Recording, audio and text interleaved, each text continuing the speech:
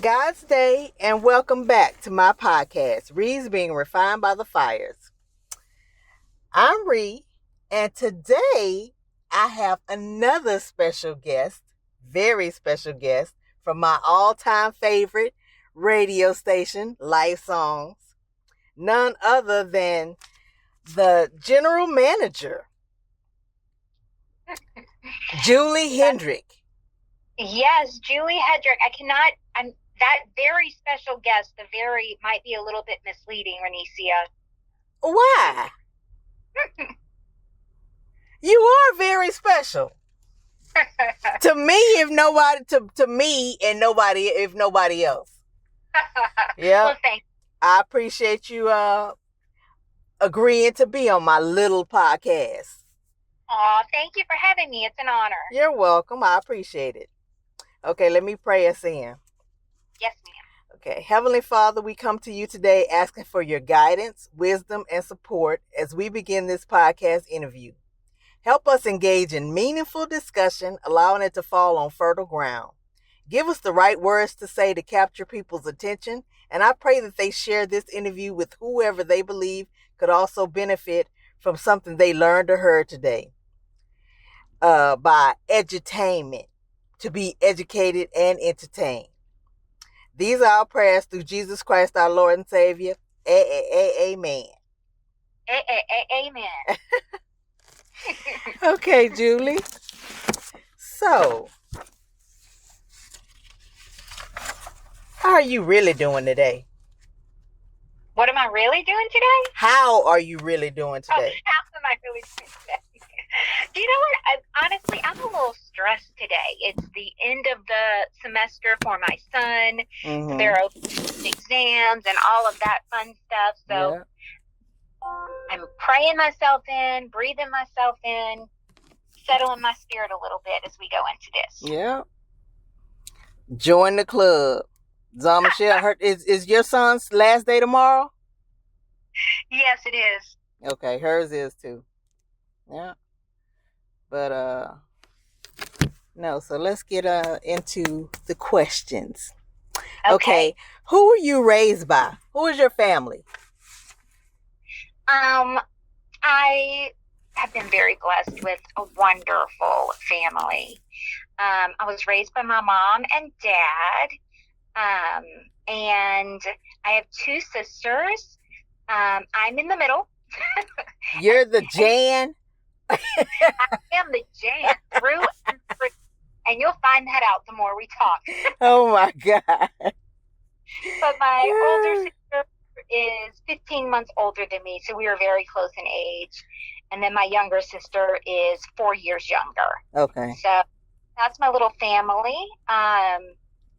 My dad was a pastor for most of my life, and he was also a teacher at the Baptist Seminary in New Orleans. So I was very blessed to grow up in a very Christian home. So did he work there at the New Orleans Baptist Seminary? Yes. Wow. He actually moved to New Orleans back in 86 when I was 8 years old for my dad to get his master's degree. And then he got his PhD. And then he started teaching. And then I started working here.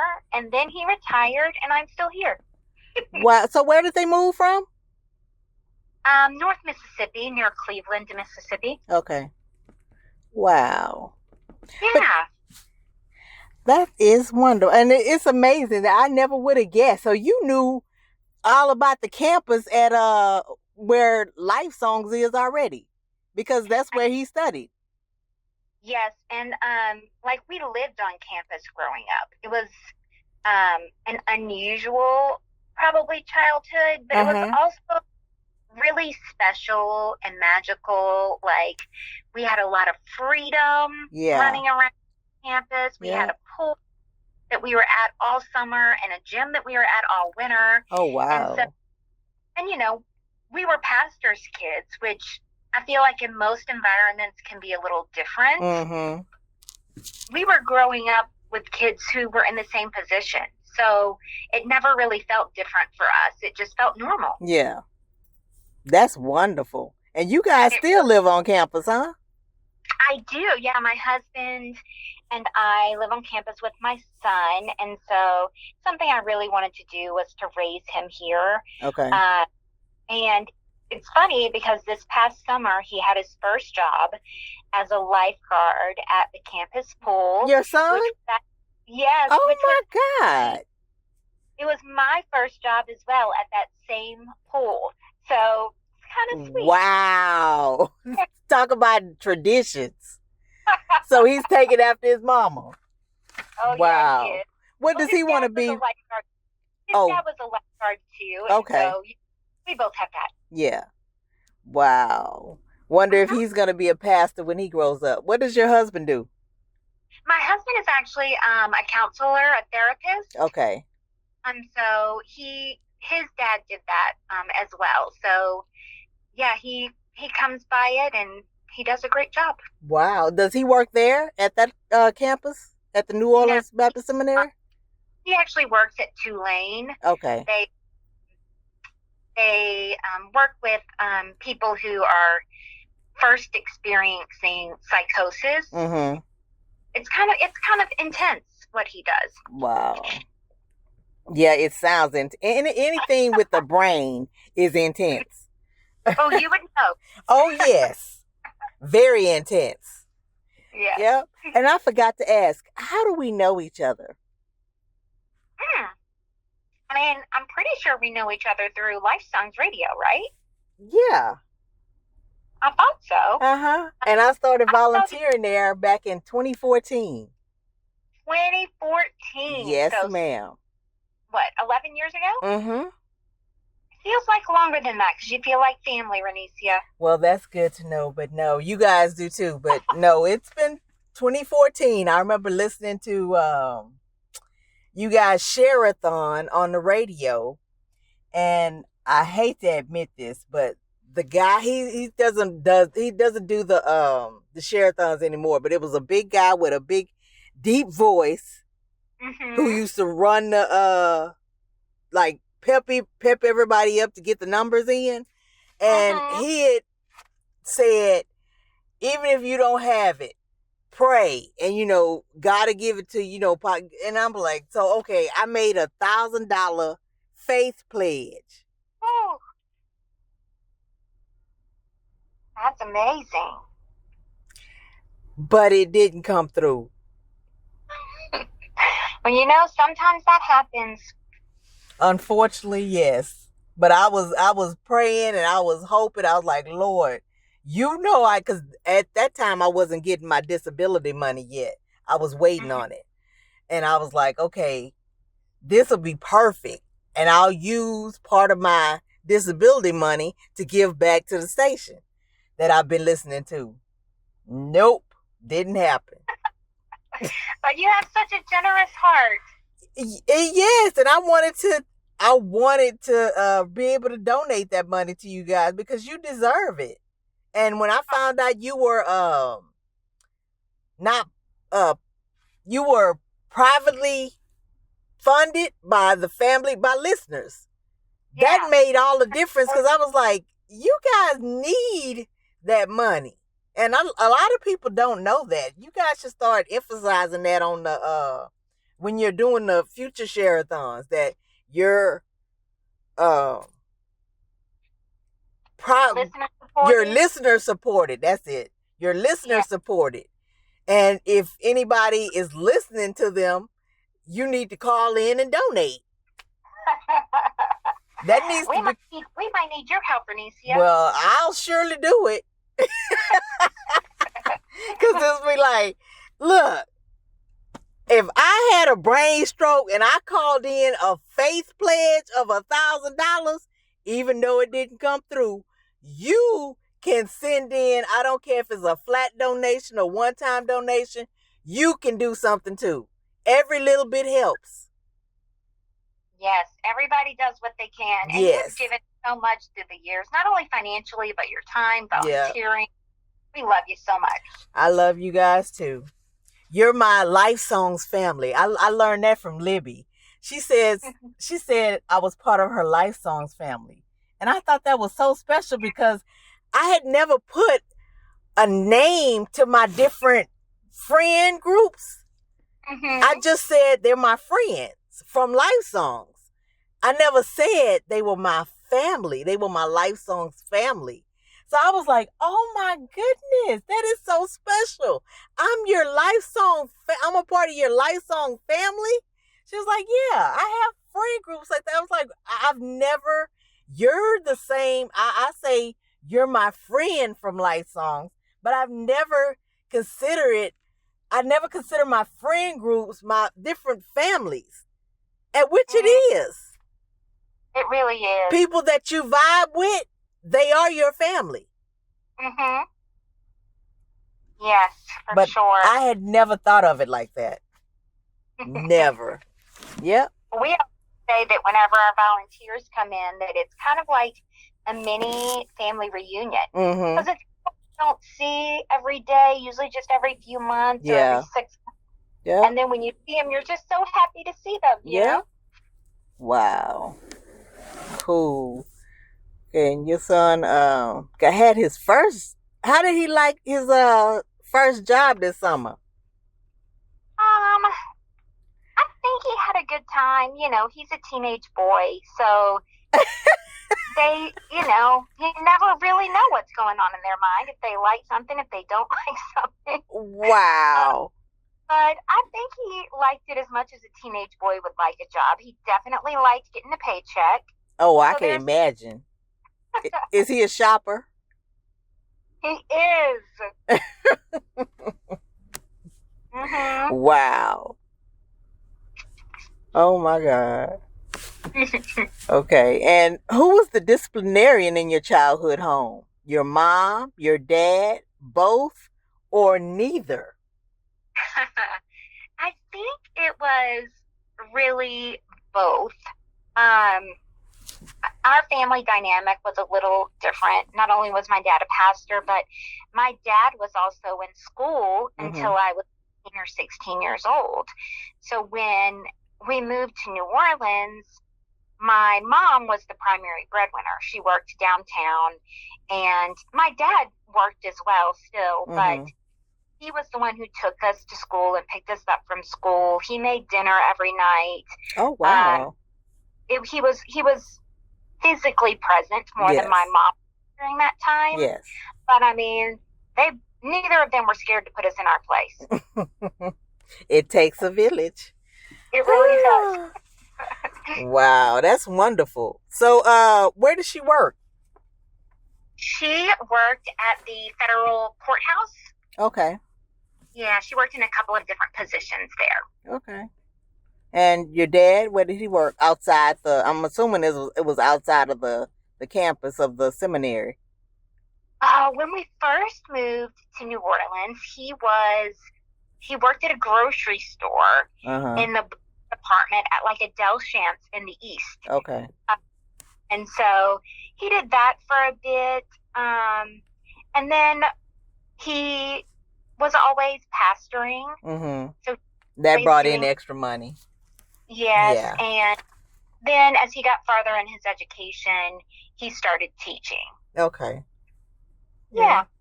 Wow. So they're both retired now? They are, and they are living their best life. Where do they live now? They live on the West Bank. Oh, okay. Yeah, cool. No, they live on the West Bank, and, they both worked really hard through their life. And I know a lot of people do. But they love being retired. They love being around each other. They do a lot, and they're really enjoying life, and I'm very thankful that they're able to do that. That's good. How did they meet? Were they friends first? I think that they might have both gone to the same church. Oh, wow. It was a small church when they were still in Mississippi, and sure that's where they met. Okay. Wow. Oh, funny story though. Well, not really a story, but my mom didn't really want to date him at first because she says she thought that he was very square. Wow. Yes, but Oh my goodness. He must have proved you wrong. Exactly. And he got the goods. He did. So, okay, so your family was religious. Your dad was a pastor y'all lived on the campus of the seminary. So, what was your favorite part of church as a child? We were at church every Sunday morning. Oh, Sunday I can imagine. Y'all lived at church. Yes, anytime there was something going on, we were there. And I never really remembered a time when I didn't always want to be going, you know? I always loved it. We always had a great youth group, and all of my best friends were there. But I always loved to sing. Okay. And so we had youth choir. Okay. And that would probably been my favorite part. I loved that. Wow. And why didn't you sing yesterday in the game we played? Oh, no. You can make a joyful noise for the Lord, but you can't play. I think it was something with God is good all the time. Okay. Appropriate. Okay. Okay, and what's so you were in the choir. How old were you when you got baptized? I actually, I was first baptized when I was about 9 years old. Okay. And, you know, I told you I had an older sister. We were very close in age, and I just kind of wanted to do whatever she did. Yeah. And so she was baptized, so I wanted to be baptized. But it was when I was older, around 16, I think, that I was actually at a CU at the pole rally and kind of realized that that wasn't really true. Yeah.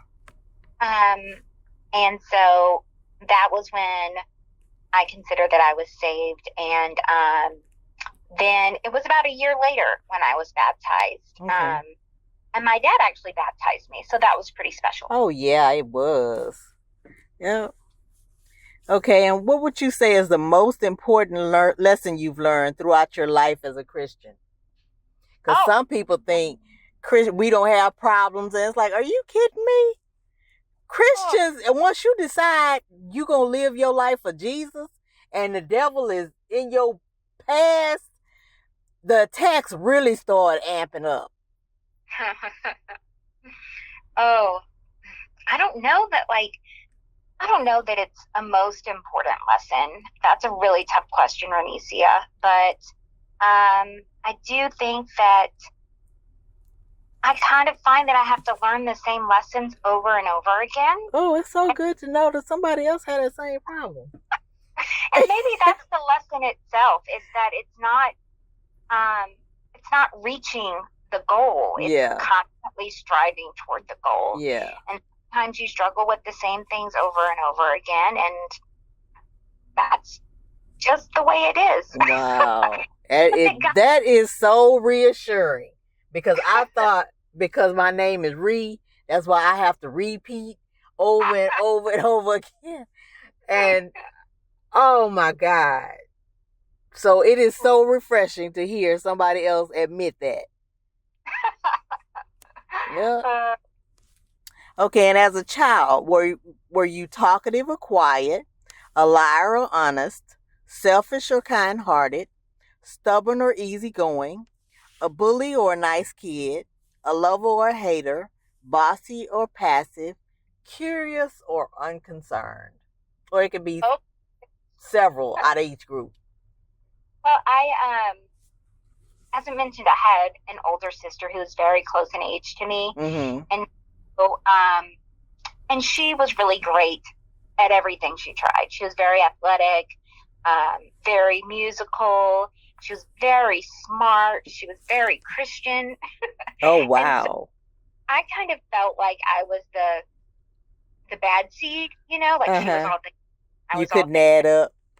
Yeah, so I really, like, I feel like I thought I was a lot worse of a person than I actually was because of that. But And I kind of had dual lives. Like when I was on the seminary campus or at church, I had my friends and I was very comfortable in who I was. Mm-hmm. Like I probably was a little bossy. Yeah. Probably was a little loud and outgoing and all of those things. But at school, it was very different. At school, and I had friends at school, but I was always very quiet and shy. And literally, if someone spoke to me, like I was almost in a panic mode of, what do I say? You know? And so I feel like I was kind of all of those things. Wow. So you were a split personality as a child. I don't know that I like that term, but it's like when at church you one way, then you go to school and you be like, oh, I know her. You totally different. I was, yeah. Wow. Mm-hmm. Okay. I never had guessed. I thought you were a chatty Cathy everywhere you went. With those that I feel comfortable with, I certainly am. Yeah. Okay. As a child, what did you want to be when you grew up? I never really had one thing in mind. Like, in my mind, I mean, at that point, I was like, women are nurses or teachers. And I knew I was not going to be a nurse.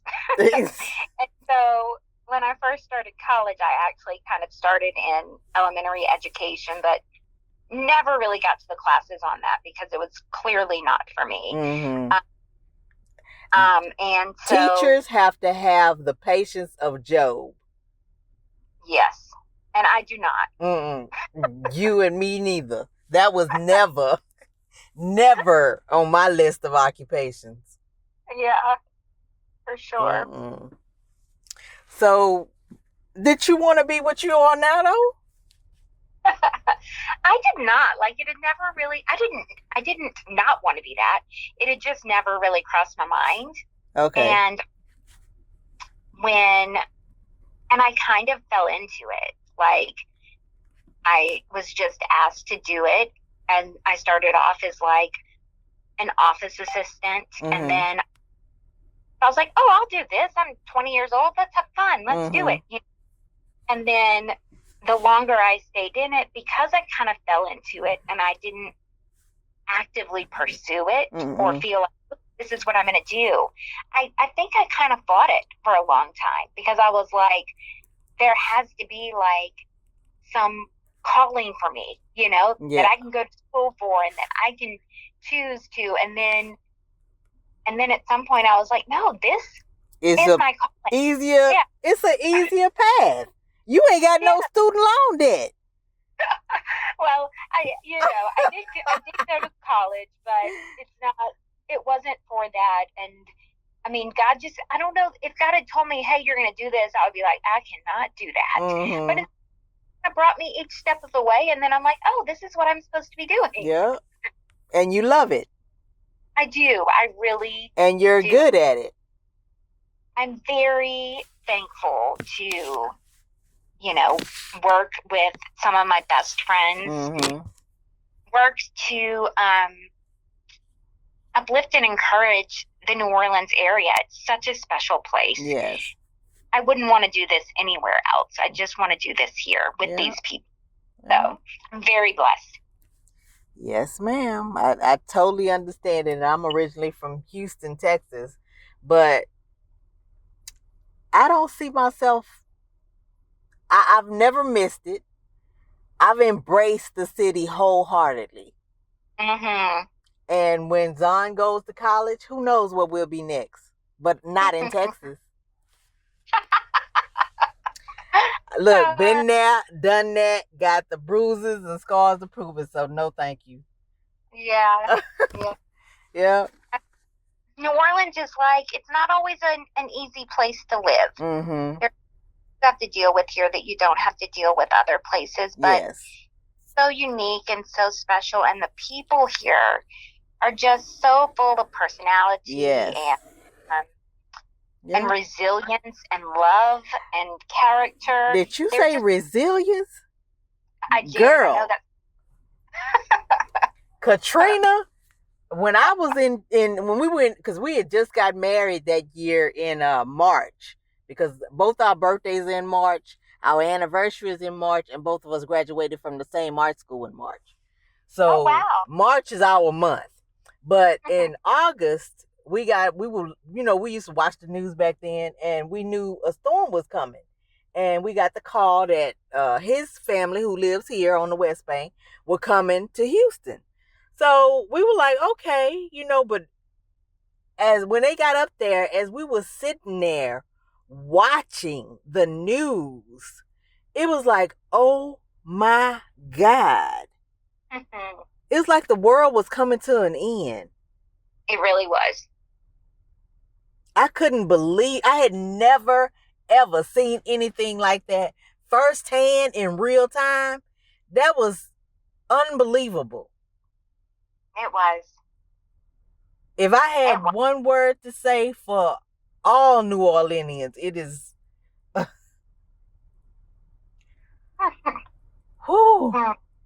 yes. Unbreakable. Agreed. I wish that we didn't have to be so resilient, but we are. And that's a good thing. It is. You can't easily be broken. Correct. Yep. But no, I couldn't believe what I was watching on TV, because I had been here to visit with him and hang out with his family, but it was like to see what they, the city they had grew up with, they were born with, all they knew was New Orleans. They had never lived anywhere else before. And to see it go through all that they went through with since the levees broke, a man-made, something, not even a storm. That was a man-made error.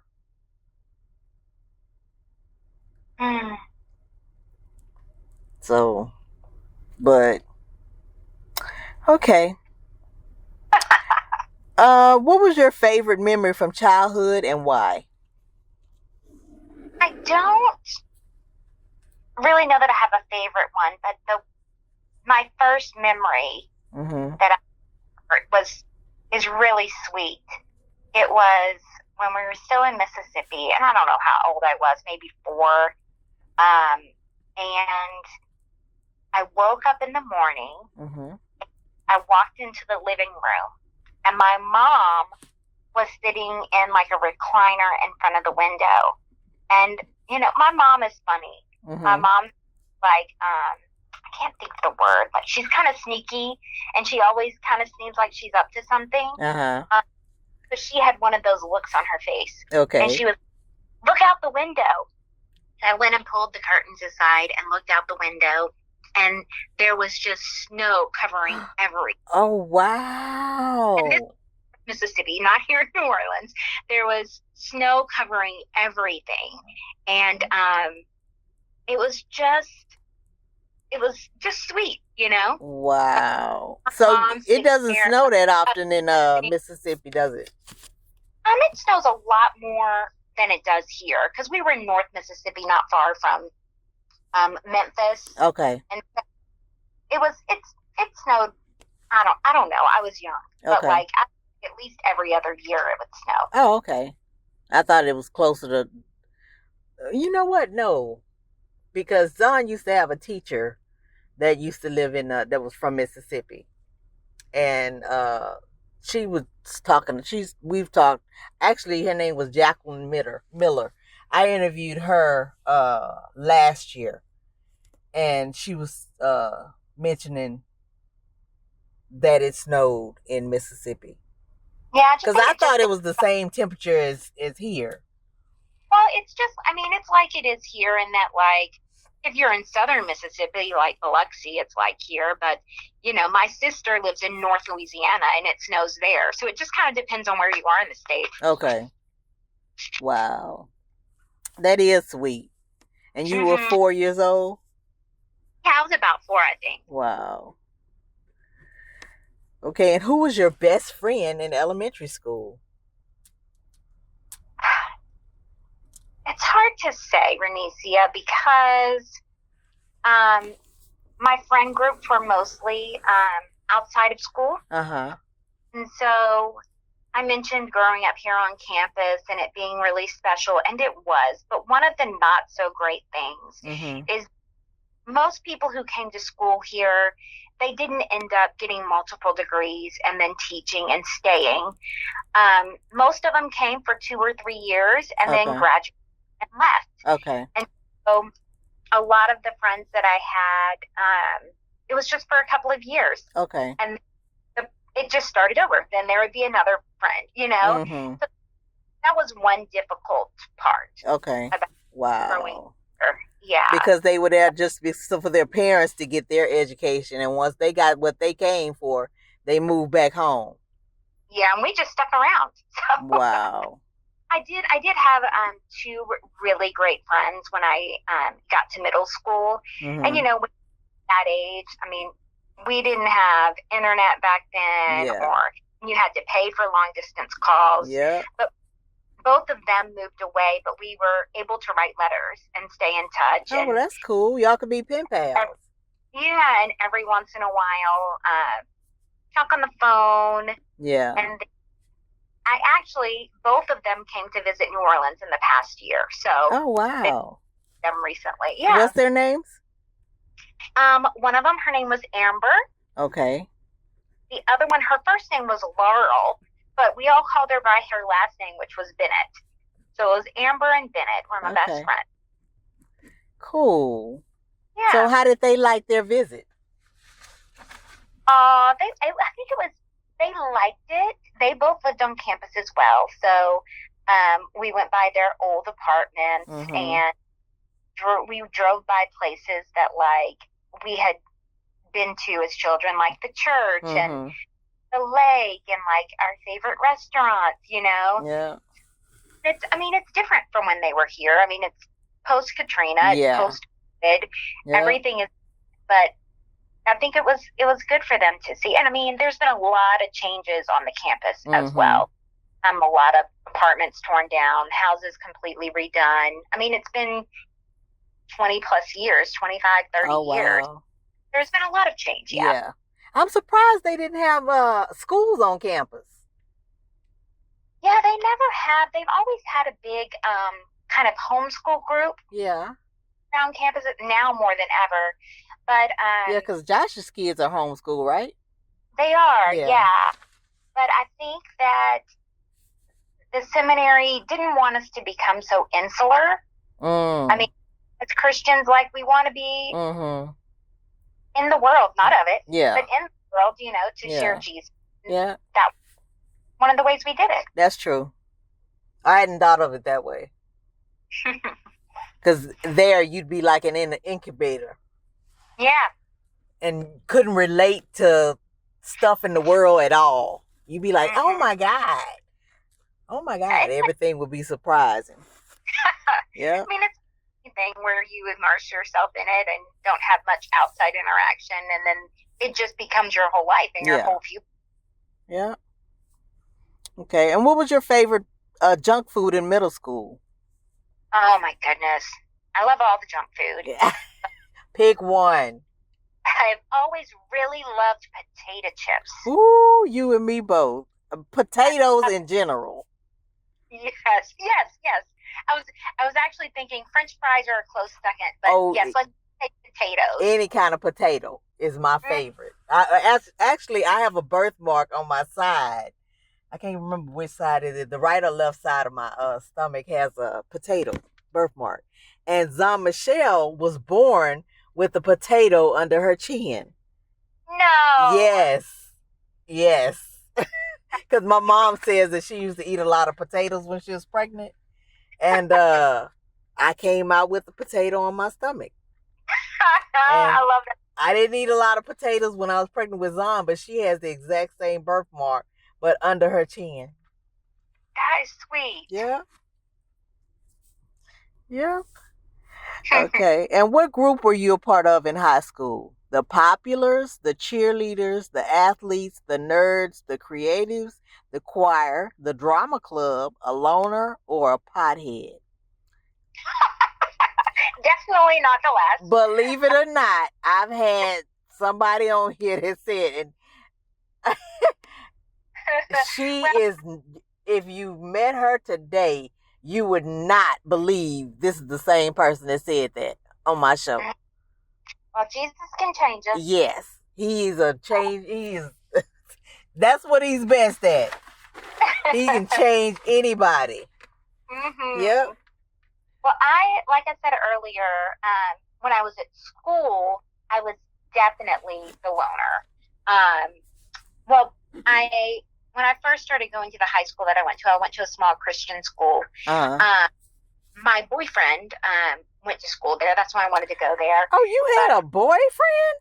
I had a boyfriend. And your daddy was a minister? Well, my boyfriend was actually a pastor's son as well. Okay. And so they didn't expect y'all to do teenage stuff? We did do teenage stuff, Renee. I'm talking about. But, no, he was a good boy, and my parents loved him. Okay. So that was really probably the only reason why I was able to have a boyfriend. Exactly. But he was a couple of years older than me, so he graduated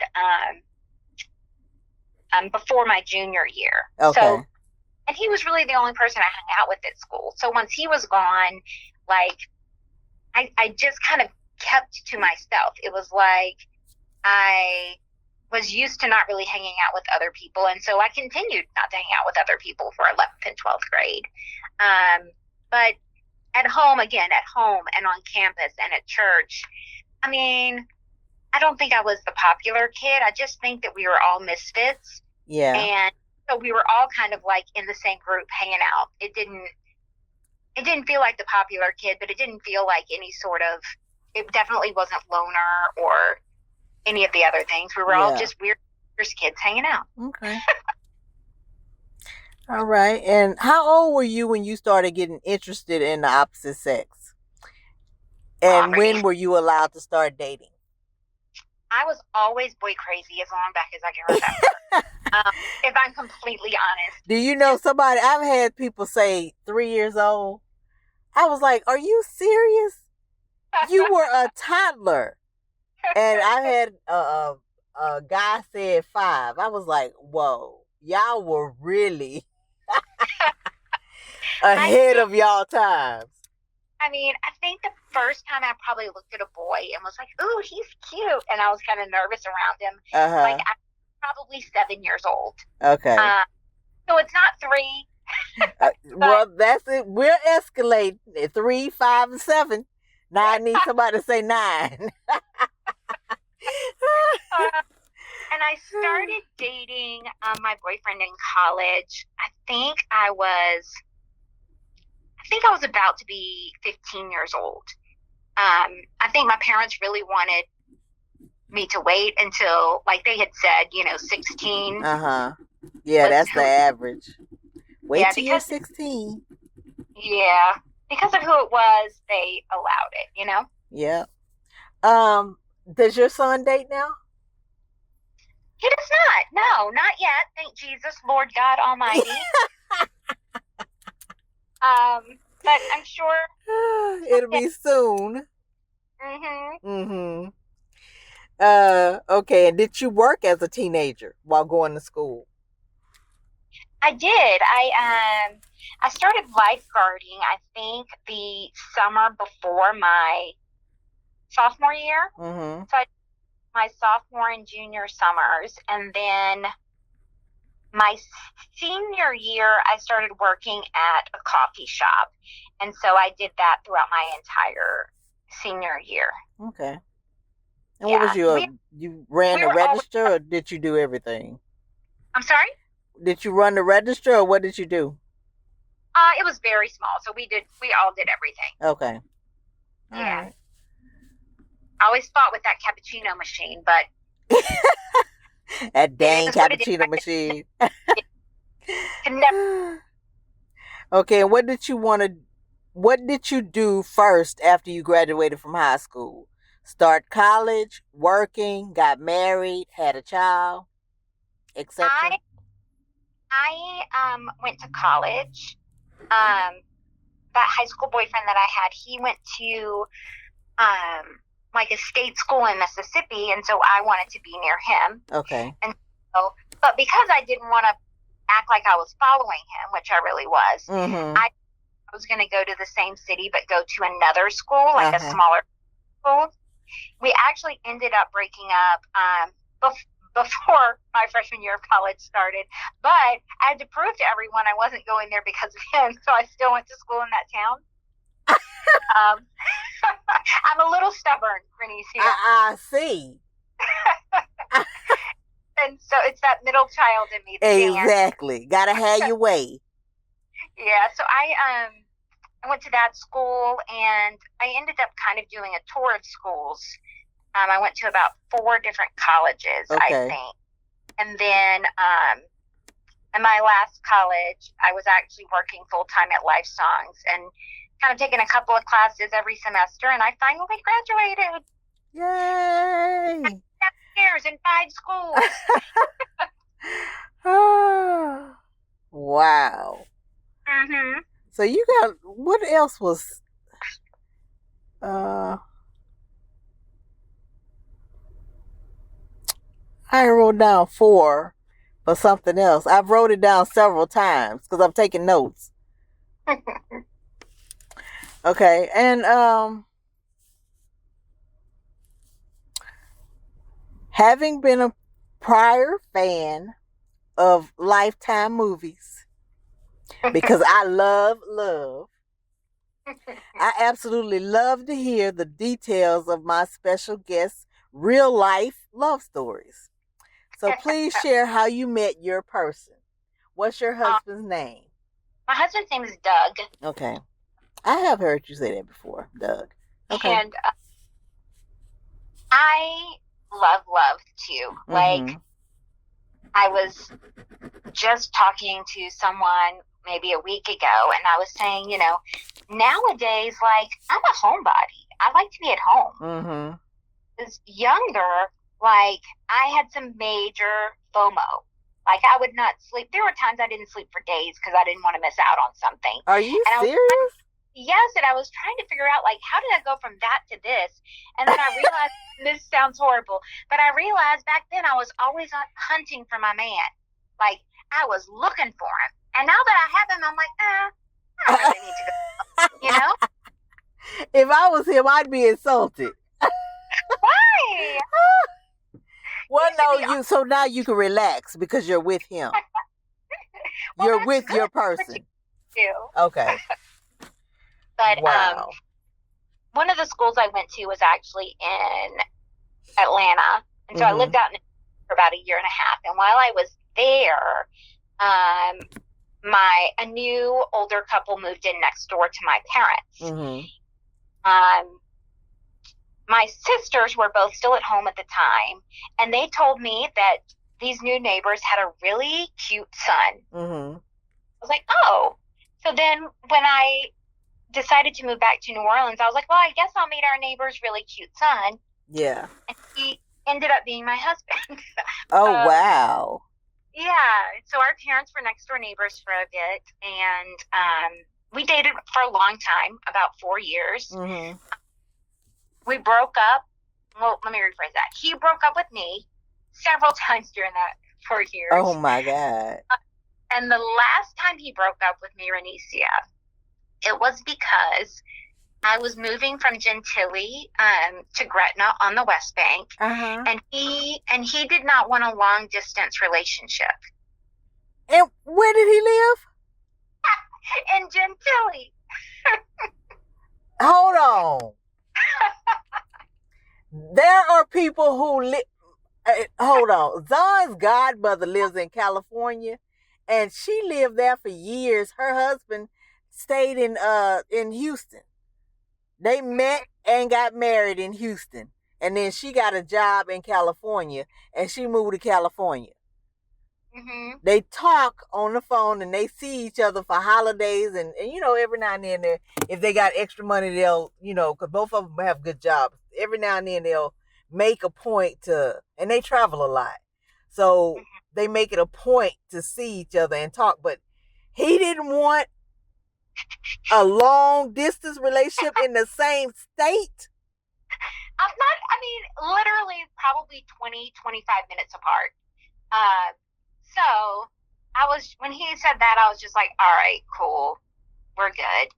And then he came back a few weeks later and was like, I love you, everything that I did, I was thinking about you, will you marry me? And I was like, I think he expected, and I was excited, but I think he expected like jumping up and down, hugging, celebration. But I was like, dude, you broke me 4 weeks ago because you didn't want to go to the West Bank to see me.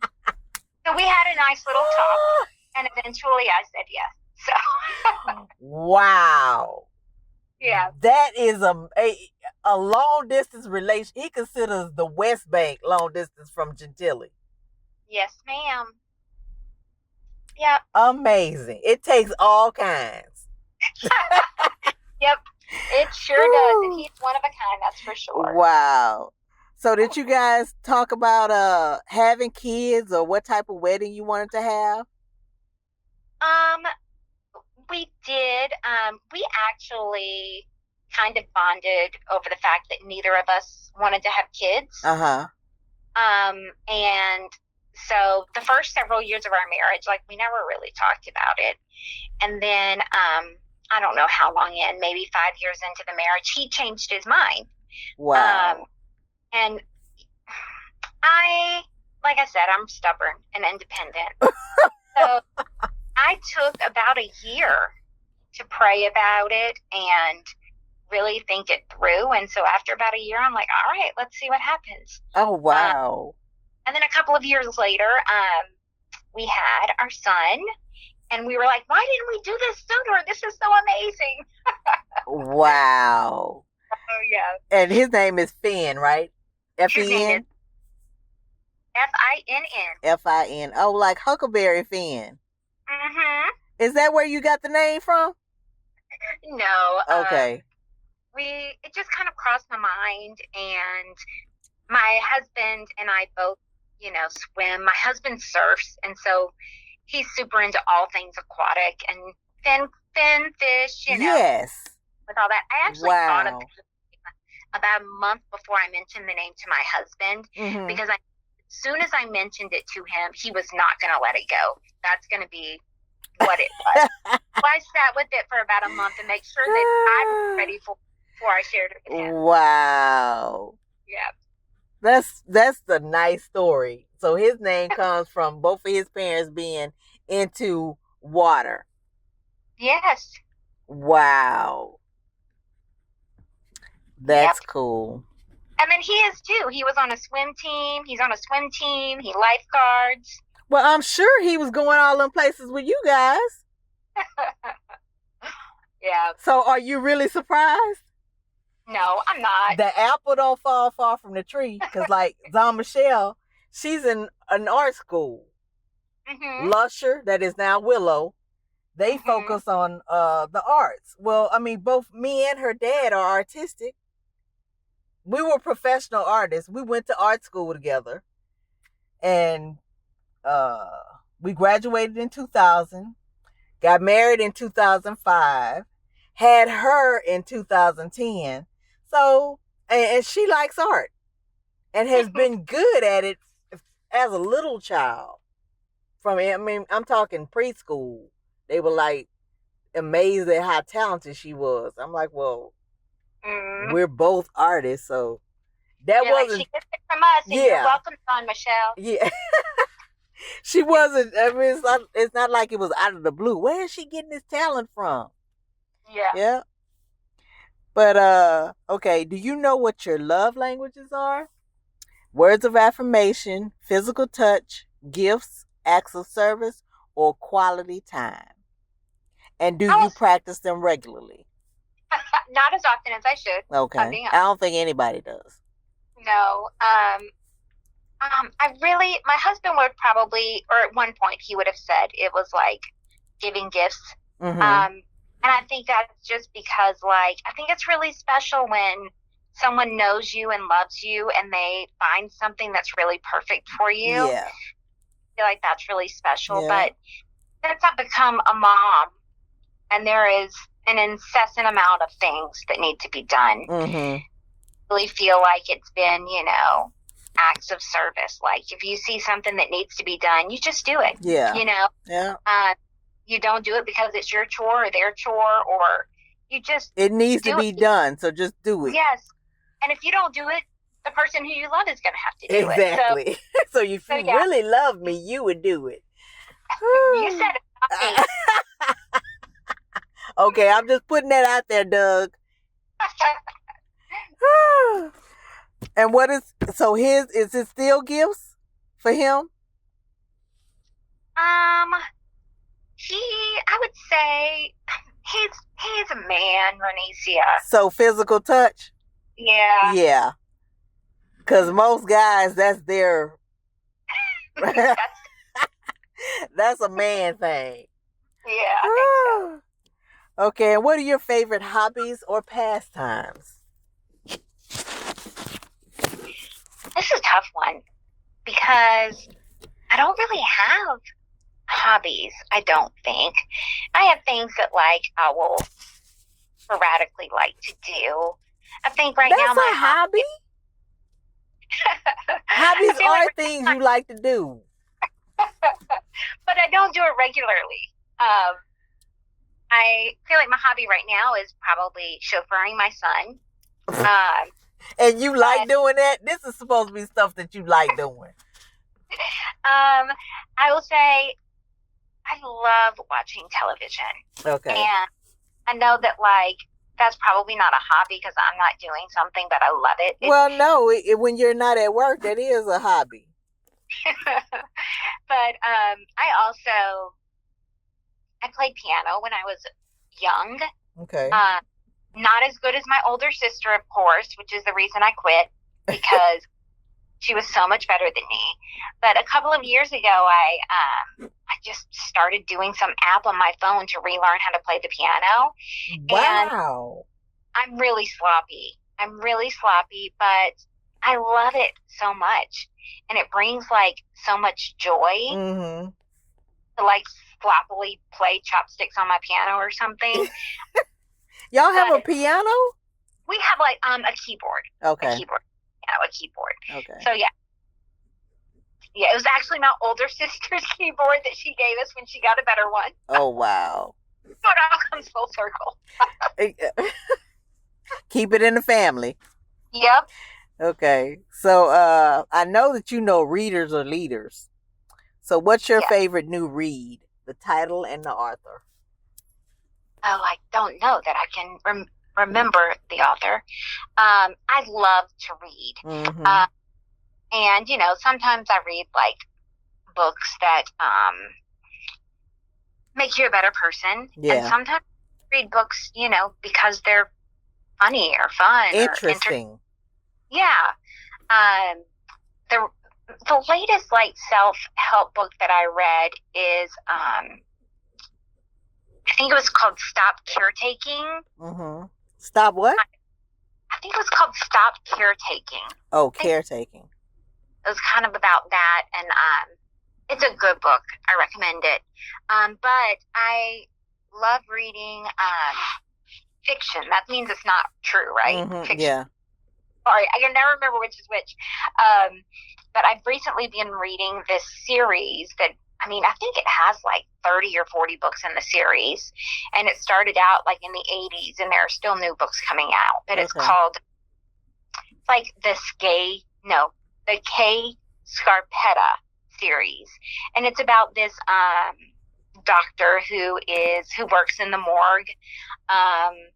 And so she solves all these cases, and it's entertaining. And there's so many of them. I think I'm on book 8. I have 32 to go. Oh, wow. That's a huge series. I know. So that's Babysitter's Club books. It's it's like you go to the thrift shop and there's so many of them on the shelves, or if you go in a bookstore, it's wow. Yeah, Sweet Valley High. Mm-hmm.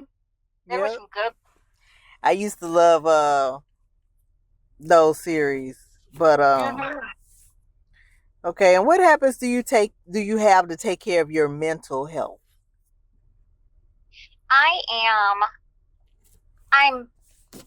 I think that self-care is very important. Yes. And I think that, we live in this world where we kind of glamorize being busy and overwhelmed and having so much to do, but something about being able to relax, slow down, be with your own thoughts. Yes. I think all of that is really important. And one of the things that I do is I see a therapist. I've been seeing her for a couple of years now, and my husband and I see a therapist together, a different one. But one of the things that she helped me realize is that what I thought was doing self-care was actually self-indulgence.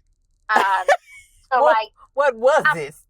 I'm going to watch this dumb movie and eat a gigantic bowl of ice cream, and this is self-care. And every once in a while that might be self-care, but if you're doing it at night, then that's self-indulgence. Oh yes, that is. You knew that. You knew that. You was just sitting. This is self-care, and sitting there eating a big bowl of ice cream every night. You knew that was overindulgence. Called it self-care because you enjoyed it.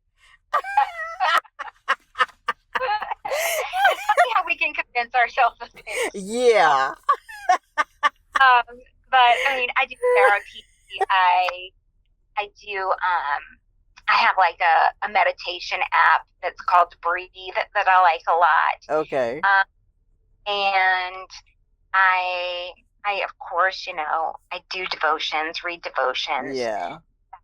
And I love some essential oils. I'm not sure that they have magical powers like some people say, but the scent of them makes me feel calm or happy. So I'm about that. And I also, I'm on prescription meds too. Okay. So yeah, I will try all of the things that God makes available to me. And so yeah, so some self-indulgence, but also self-care. Yes. And I was seeing a therapist too earlier this year. Actually, I've been needing to be in therapy because I have a lot of childhood trauma. But this year, in between January and February, we needed to do. We did. Mizan and Alex did a reset. We did New Year's over again. It's like we needed a do-over because it was so unbelievable what we went through. Yeah. Yep. And that landed me in therapy because I had my annual appointment with my gynecologist. And you know how they take your blood pressure when you first go in. And I know I've been having a headache since we experienced what we did. But, I was taking medicine for it, and it still was this little nagging headache. And when she took my pressure, I hadn't said anything about it. And she took it 3 different times and it still was high. And she said, well, let me change cuffs. So she changed cuffs, tried it again, it still was high. So she said, I don't know. She said, well, you could talk to the doctor. Doctor will be soon. So as soon as the doctor came in, she said, Renesia, how you been doing? And I'm like, it just all came out. I just started crying. I was like, I have had a New Year's from hell. We had to do a do-over. And I started explaining to her what had happened. And she was like, oh my God. I say, what can I do? She said, well, do you want to talk to somebody? I was like, yeah. Can you refer me to a counselor? So she referred me to Ashna's counseling center. And they have that at the main campus. So it's like, I had been going there. I stopped in October. But I plan on picking it back up. But I paused it, I should say. But that really helped me. Talking to somebody who was not necessarily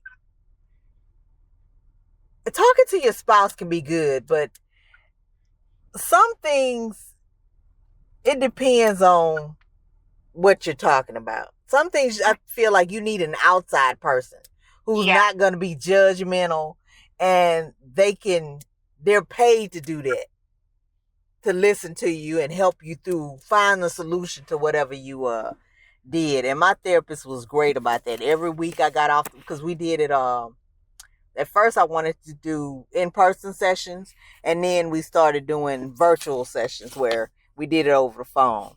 And I loved it. It really helped. But yeah, I'm a big supporter of therapy. I think that I don't think you have to be at your wit's end to go to therapy. No. And I mean, my husband's a therapist, so it's accepted in our household. Yeah. Yep. Okay, and what do you regularly do to further educate yourself, such as reading books, listening to podcasts, attending church, Bible studies, seminars, or workshops? I do, like, there's some stuff that I do for work. Like, I have a mentor who mentors me, and I have, like, certain leader speaker type people, I don't know what you would call them, who I follow and listen to their stuff. So I try to kind of continue that.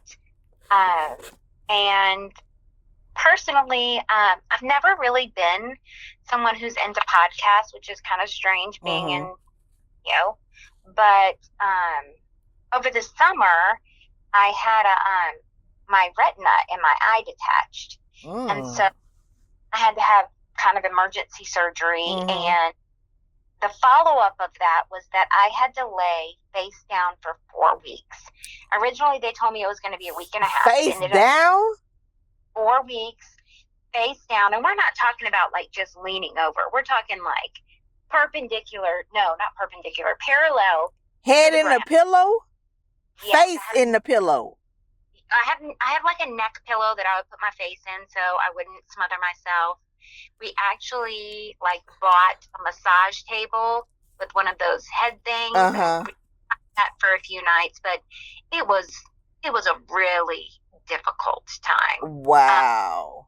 And I mean, I was so bored, Renicia, because I mean, I couldn't watch any of my beloved television. Oh my God. And I mean, what else am I going to do? I can't read because I can't see out of one eye. And this was how long? Well, the face down was for 4 weeks. Wow. And so I started listening to podcasts, and I listened to some frivolous, like, true crime ones. I'm not gonna lie, but I also one of my best friends, actually my best friend Amber from middle school that I talked about, she and a friend in Oklahoma have a podcast that's called The Name She Carries. That's a podcast, and I hadn't listened to it, so I had like a year's worth of those to listen to. Oh, wow. And my husband's cousin, so my cousin-in-law, she also had another podcast. I think it's called Unperfect, maybe. But both of those are Christian podcasts, and so I just kind of listened to those. Wow. Yeah. Whew, 4 weeks. Yeah. 4 weeks is a long time. Laying down all day or constantly laying down, like on bed rest? Yeah, it was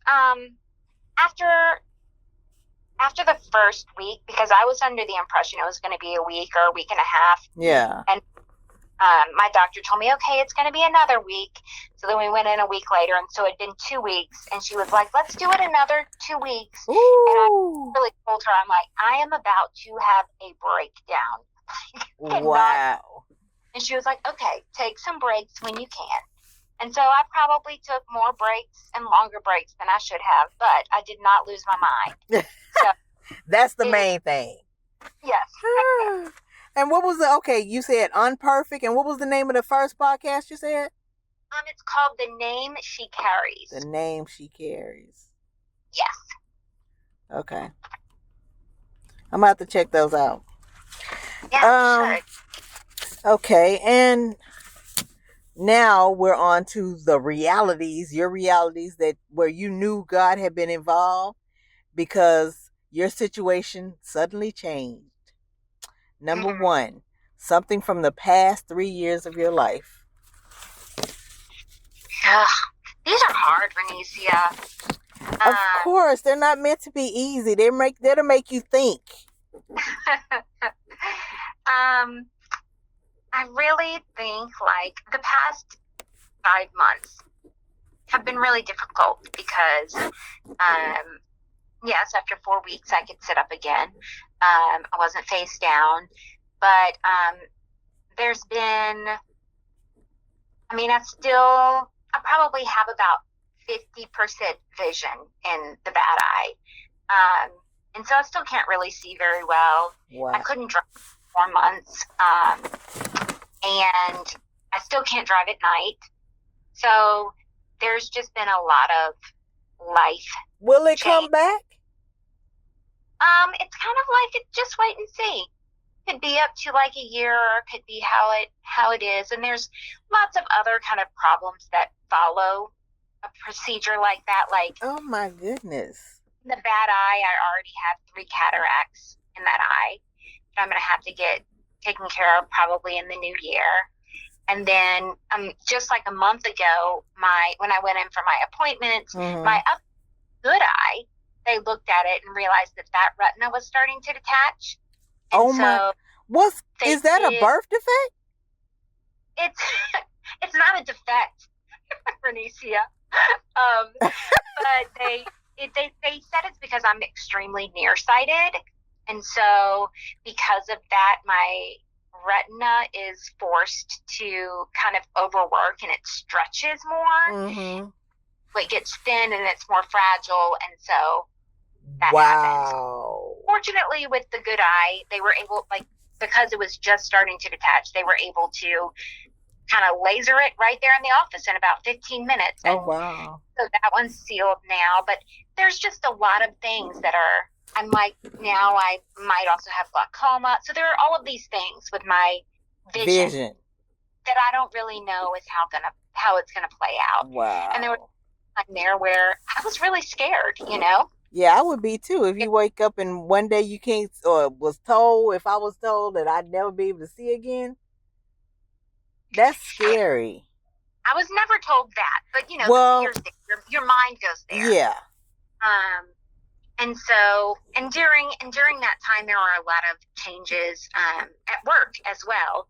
And so there was just a lot going on. And during that time, I just had to constantly remind myself that even though both of these things are surprises to me, that God knew both of these things were going to happen, and He knew that they were going to happen at the same time. Yeah. He allowed them to happen at the same time. So even though I'm a wreck, I don't know that He's in control. It's hard to feel that sometimes. Yes. But I knew that and was constantly kind of telling myself down. Yeah. That and that. It's still ongoing. And we'll still see what happens. But God is good. He's good. All the time. And all the time, God is good. You need that tattoo, don't you? As a reminder. I do.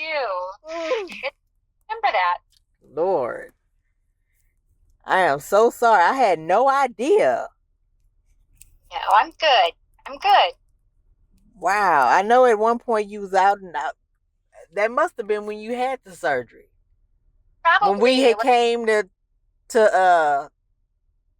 do the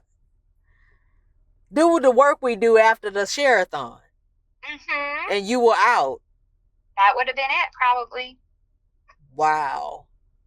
Yeah, I mean, did you ever see me? One of the times you all were up here, and I had an eye patch on. Yeah. That day. Yeah. That's what. Wow. But you're still here. I am. In your right mind. Yes. I mean, as much as I ever was. With partial sight. Yes. Wow. Gotta thank God for every little thing.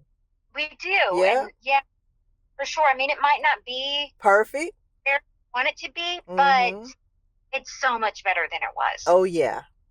Always. Yes. Yep. Okay. And what about your young adult and teen years? A reality where you knew God had been involved because your situation suddenly changed. Oh, wait, did you tell me what was the behind the retina surgery and your cataracts? What was where your situation changed? Anicia, I'm still waiting on it. Okay. It's coming. I'm speaking it in faith. Okay, speaking it in existence. Yeah. But I do have a complete one that was from my first college year. It was a year when I was not my best self. And I just wasn't myself. I wasn't who I was raised to be or who I was. And I went to school and was there for about a year and a half, and I just could not be the person that I needed to be while I was there. Was it because you was away? It was, I was in a relationship that was just not really, beneficial or for us. Yeah. And it was kind of on and off, and I could not be there at that school and be off. It was always on, you know? And I knew it was something that I shouldn't be in. And so when I was home for fall break one time, and I was at, my childhood bed, and I got up in the middle of the night to go to the bathroom, in the middle of the night. And on my walk back from the bathroom to my bedroom, I just knew, and the thought had never crossed my mind, amazingly, like, you're not going back to school there. Like, wow. You're done. And I just knew immediately, and I was at the side of my bed on my knees just praying, and I knew God was telling me, you're not going to go back there. And so I did go back there to get my stuff. I went back when fall break was over that Sunday night, packed up, and left Monday morning. And it was difficult. It was really difficult. Wow. But I knew it was what I was supposed to do. And this is kind of just an add-on, but I was very ashamed of that year and a half of my life. Why? That I was. Because I wasn't myself. I wasn't acting like myself or being the person that I needed to be. And the person that I was in a relationship with did not know Jesus. That could have been it. So I was very worldly. For years, I feel like I missed an opportunity to share Jesus with him. And I felt really bad about that. And as I should have. But it was probably 5 or 6 years later, and we literally ran into each other in the French Quarter. And we kind of touched base a couple of months later, and he said, Julie, I got saved last night. And I was able to kind of help him connect with a church and other Christian people. And I really felt like God was just like, God had obviously forgiven me. Yeah. But it was like he was redeeming that. You had to forgive yourself.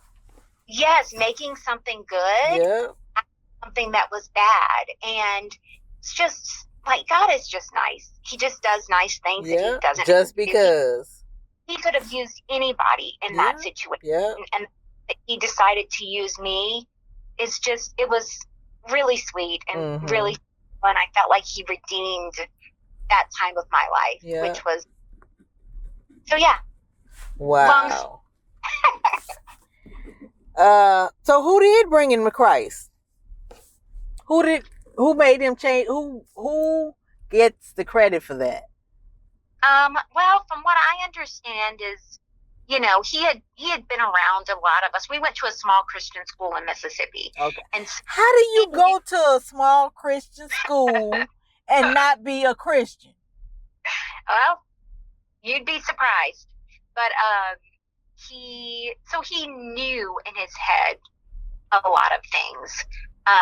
And in the time when we were not in communication, he had gotten heavily addicted on drugs. And the night that he got saved, he was actually alone in his house, and he was just in such a desperate state that he cried out to God, and God saved him that night. Wow. Yeah. So it took an almost... it took him to be binged out on drugs to meet Jesus. Yep. But Jesus got him. Jesus will get you. That's the main... Jesus will get you anywhere. Yes. He don't play. Mm-hmm. Okay. And about something that you might have been told about this when you were an infant, toddler, or a child. If you don't remember anything, that something happened where your situation was changed and it turned out for the good. Like Josh told me, his thing was they had moved to New Orleans and didn't have any food, and they had prayed, and his mom and dad prayed, and somebody knocked on the door, and when they opened the door, it was a bag of groceries on the doorstep. God is nice, isn't he? Yes, very. He's too nice. Yes, I'm trying to think. I feel like growing up, we didn't really talk about stuff like that as a family, Like, we didn't know about finances, if there were any health things going on. Yeah. We didn't really talk about that.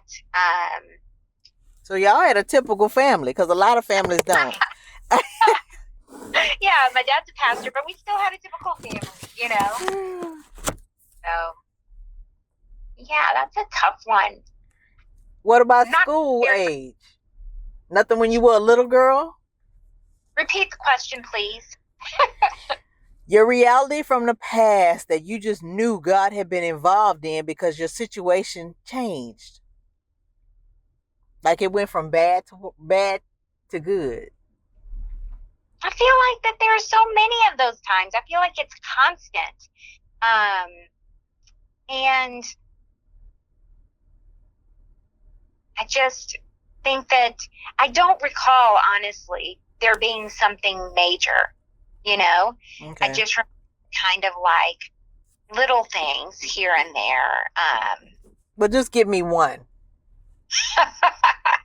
Because you already let you off the hook with the retina thing. And the cataracts. You say you still waiting for the turn. Okay, I give you that one. But this going back, I need something. Something from your childhood, from infant, toddler, or childhood. I think that, where we lived in northern Mississippi is very different than it is in Orleans. And there was a seminary that was closer to where we lived in northern Mississippi that my mom and dad could have chose to go to. But when they visited the New Orleans one, it was just like where they knew they needed to be. And I'm so thankful that I grew up here. It was a major shift in life for all of us, for my parents and for us girls, to go from northern Mississippi, where it was very country, and a very different mentality, to living in the city. Orleans. Yeah.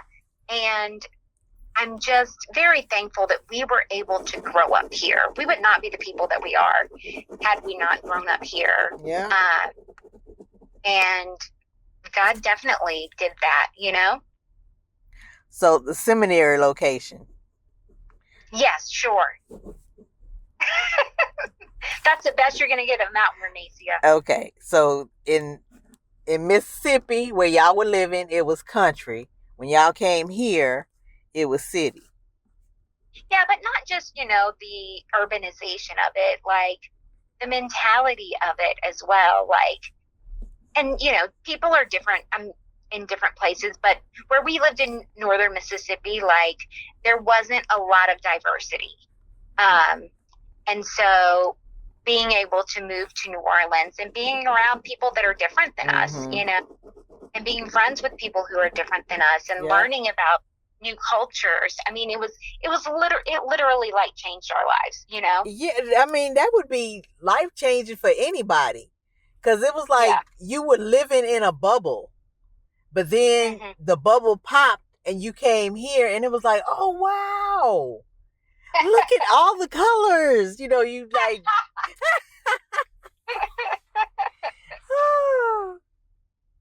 Yeah. Well, thank you. Oh, and hold on. In closing, would you say what does being refined by the fires mean to you?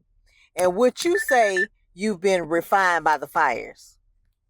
I think that going back to what I said earlier is like, I don't think it's refined in the past tense. I think it's like the present tense. I feel like I'm always being refined by the of that, as you know, as we go through struggles. Like, it never really ends. No, it doesn't. Until you die, it doesn't. Yeah, and so you go through the struggles, and you are in the process of being refined, and you think you're good. I'm good now. Yeah. Nope. You're gonna go through the whole thing again. Exactly. Here we go again. Yep. Yep. Well, let me pray us out. I thank you for your time, ma'am. Oh, thank you. Oh, wait. Hold on. You got to tell me about Rosie. When you were a DJ at the Southern Gospel Station in Atlanta. Okay. So I was working at the seminary coffee shop. This was after I left my first college. And I moved back home. I was working at the coffee shop at that point. And the guy who kind of runs our radio station at LifeSongs, he would come in all the time, and I would make him a horrible latte or cappuccino at machine. Oh, you know what you was making was bad. I did. And one day he was like, hey, we have a small Southern gospel station in Atlanta. Do you want to go work out there? And I was like 20 years old. I'm like, yeah, that sounds fun. I've never been to Atlanta. Let's go. Oh, so you were here. I was here. Working. And then I moved. Okay. And you moved to Atlanta. Yes. And I lived there for about a year and a half. And I started off working in the office. And it was kind of my first job in the radio world. Okay. And then I started doing the morning show. Well, Libby's dad, who was an consultant for the station at the time, like, he would always call me Rosie, like Rosie the Riveter. When I saw Rosie, I immediately thought of Rosie the Riveter. Because he was like, you can do anything. And so the first day I was doing the morning show, he was on the air with me, and he called me Rosie. And so then it just kind of stuck. Oh, wow. Yeah. So I was Rosie at Atlanta's Southern Gospel Powerhouse, WFTD. There you go. Southern Gospel Powerhouse. W what? It was WFTD. FTD. Like the flowers. Yeah. But it's not there anymore, so. Wow. Amazing, interesting story. When I saw that on your bio, I was like, I have to ask her about that, and I forgot. And I just looked back at the sheet. Yep. Well, thank you again. Dear God, thank you so much for this time with Renicia, Lord, and thank you for the friendship and the family that we have become through the years. God, I just pray that as we enter into this new year, 2026, that you would just fill our hearts and our minds with things that are of you, your word and your Holy Spirit, and lead and guide us. We know that there will be trials in this next year, and we just pray that you would that we would allow you to refine us through those trials, that we won't kick and scream the way that we usually like to do, but instead that we would just focus on you and know that you are working in that time and through that time, Lord. Dear God, I just pray that you would just bless us in this new year. Bless us physically, emotionally, financially, spiritually, that you would just take care of us as only you can, that you would remind us that you are with us every step of the way and that you are, in fact, good. In Jesus' name, amen.